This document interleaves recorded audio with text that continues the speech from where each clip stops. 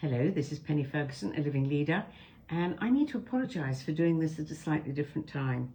I know in the UK it is Tuesday, but I've now just flown out to Boston, just arrived, and if I attempt to do this first thing on Wednesday morning, then it's going to be very late in the day, so I thought it's better if I get it done this evening. So forgive me for it being a different time, but I didn't want to miss out. I want to share with you a story that somebody, I don't even know who it was, but somebody published, and very recently, I think it actually was on Facebook. So for those of you who've already seen it, apologies, but I really did just want to read it to you because I think it's a bit special. An anthropologist showed a game to the children of an African tribe. He placed a basket of delicious fruits near a tree trunk and told them, "The first child to reach the tree will get the basket." When he gave them the start signal, he was surprised that they all walked together, holding hands until they reached the tree and shared the fruit. When he asked them why they did that, when any one of them could have had the basket only for themselves, they answered with astonishment, "Ubuntu." That is, how can one of us be happy while the rest are miserable? Ubuntu in their language means I am because we are. That tribe knows the secret of happiness that has been lost in societies that consider themselves civilized societies. I just thought that was such an amazing story, and so I decided that I just wanted to share it and talk about it a little bit because, wow, I think we can all learn something from this, all of us, because so much of the time, even from quite young, we're brought up very much to be in competition with other people.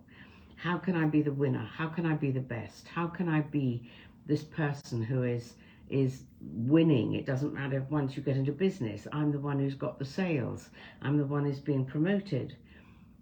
And I think that that is a really interesting lesson to learn. Are we actually taking people with us? Are we really thinking as a team? Or are we thinking, I need to be the best because then I can get on?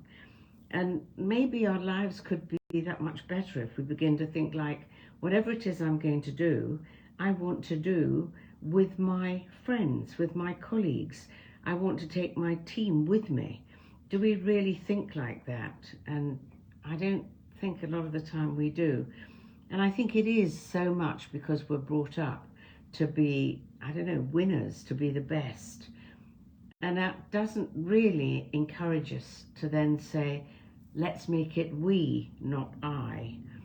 And I think even the language we use a lot of the time, it's all about, let me tell you what I think, let me tell you what I want to do, let me tell you what my idea is, rather than really saying, are we a team, are we working together as a team? So I just wanted to share that story with you because I just think it's so special, and I think there's so much that we could learn from this.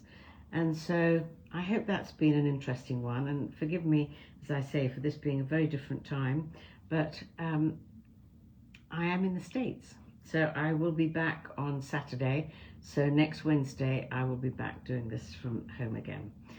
So I hope you all have a wonderful week, and I look forward to seeing you again next week. Do tell me whether you find this interesting.